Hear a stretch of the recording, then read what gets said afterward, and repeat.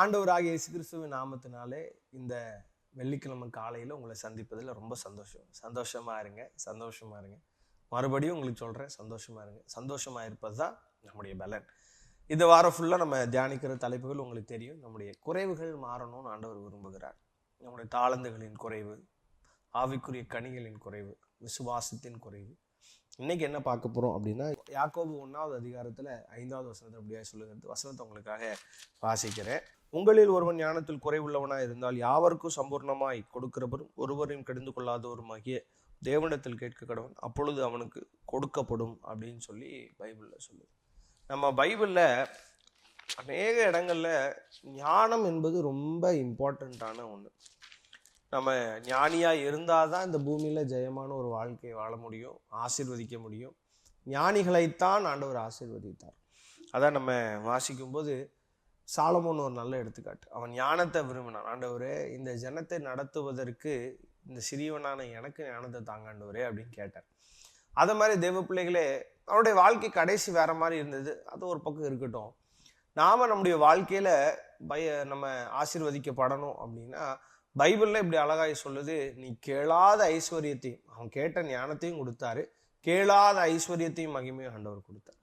அப்போ ஞானத்தை கேட்கிறவன் என்னத்தை சம்பாதித்தாலும் ஞானத்தை சம்பாதித்துக்கொள் அப்படின்னு தான் பைபிள்ல வசனம் சொல்லுது. நீதிமொழிகளை நீங்க வாசிக்கும் பொழுது அங்க அழகா சொல்லப்பட்டிருக்கு, ஞானத்தை வா என்று கூப்பிடு, புத்தியை சத்தமிட்டு அழைத்து அதை வெள்ளியை போல் நாடி புதையல்களை தேடுகிறது போல் தேடுவாயாகில், அப்பொழுது கர்த்தருக்கு பயப்படு என்னதென்று நீ உணர்ந்து தேவனை அறியும் அறிவை கண்டடைவாய். கர்த்தர் ஞானத்தை தருகிறார், அவர் வாய் நின்று அறிவும் புத்தியும் வரும். நம்முடைய லைஃப் தேவையான ஒண்ணுங்க. எல்லா நேரத்திலும் நம்மளால் ஞானியாக நடக்க முடியுமா அப்படின்னா நடக்க முடியாது. இந்த மாம்சீக ஞானத்துக்கு ஞானம் பத்தாது இல்லையா? அதான் ஞானவான்களை வெட்கப்படுத்தும்படிக்கு பைத்தியமாக நம்மை தெரிந்து கொண்டார். பைத்தியமாகிய நம்மை தெரிந்து கொண்டார் எதுக்கு அப்படின்னா நம்மளை ஞானவான்களாய் மாற்றும்படிக்கு. தானியேலை தெரிந்து கொண்டார், அவனை ஞானவானாய் மாற்றினார். எல்லாவற்றிலும் ஞானம் உள்ளவனாய் கர்த்தர் மாற்றினார். யோசேப்பை ஆண்டவர் தெரிந்து கொண்டார். பைத்தியமான யோசேப்பு, சொப்பனக்காரன் தெரிந்து கொண்டார், அவனை ஞானியாய் மாற்றினார். அவன் செய்கிற காரியங்கள் எல்லாம் சித்திக்கும்படி வாய்க்கும்படி செய்தார். எங்க போனாலும் அவனுக்குள்ள ஒரு விசேஷத்தை ஞானம் இருந்தது.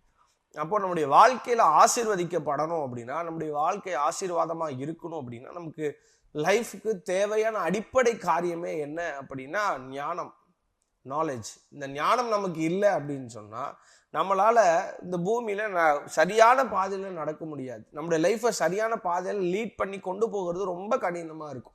அப்ப நம்முடைய வாழ்க்கையில சரியான முடிவுகளை எடுக்கணும்னா தேவன் ஞானம் நமக்கு வேணும். தேவன் ஞானம் நமக்குள்ள இல்லைன்னா ஒண்ணுமே பண்ண முடியாதுங்க. இந்த பூமியில இந்த கடினமான ஜீவியத்துல நம்ம வாழ்ந்துகிட்டு இருக்கிறோம். கடினமான கடைசி காலத்துல வாழ்ந்துட்டு இருக்கிறோம். ஞானமா ஒவ்வொரு காரியமும் நிறைய நேரம் நம்ம விழுந்து போகிறதுக்கு காரணம் என்னன்னா இந்த ஞானம் நமக்கு இல்லாம போறதுனாலதான். அப்போ ஞானம் என்ன அப்படின்னா கர்த்தருக்கு பயப்படுகிறது தான் ஞானம். கர்த்தருக்கு பயப்படுதலே ஞானத்தின் ஆரம்பம். அப்போ ஆண்டவருக்கு பயப்படுகிற காரியம் தான் ஞானம். அப்போ நான் செய்கிற எல்லா காரியங்களிலும் எனக்கு ஒண்ணு இருக்கணும், என்ன அப்படின்னா ஆண்டவருக்கு பயப்படுகிற பயம் இருந்தா போதும், ஆட்டோமேட்டிக்கா ஞானம் வந்துடும். நம்ம ஆட்டோமேட்டிக்கா யோசிப்போம், ஆண்டவர் பார்வையில இது சரியா, ஆண்டவர் பார்வையில நான் தவறான காரியத்தை செய்கிறேனான்னு யோசிச்சுட்டா போதும், நம்ம செய்கிற காரியம் ஞானமாய் மாறிடும். நம்முடைய வாழ்க்கையில முக்கிய தேவையே ஞானம் தான்.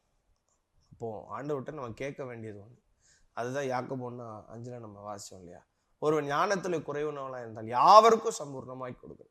இன்னைக்கு தேவ சமூகத்துல உட்கார்ந்து ஜெபம், ஆண்டவரே நான் ஞானத்துல குறைவுள்ளவன், இந்த உலகம் என்ன ஞானத்துல குறைவுள்ளவனா பாக்குது ஆண்டவரே. ஒருவேளை படிக்கிற பிள்ளைங்க யாராவது இந்த வீடியோ பார்த்துட்டு இருப்பீங்க அப்படின்னு சொன்னா இன்னைக்கு ஆண்டவர் உங்களை ஞானத்தினால நிரப்புவார். இல்ல வேலை ஸ்தலத்துல சரியான முடிவு எடுக்க முடியல, என் லைஃப் காரியத்துல, என்னுடைய வாழ்க்கை காரியத்துல, இல்லை என் வாழ்க்கை துணை அமைத்துக் கொள்ளுகிற காரியத்துல, என்னோட குடும்ப காரியங்களில, அதே போல நான் இன்வெஸ்ட் பண்ற காரியங்களுக்கு சரியான ஞானம் இல்லை அப்படின்னு சொல்லி நினைச்சிட்டு இருக்கீங்களா?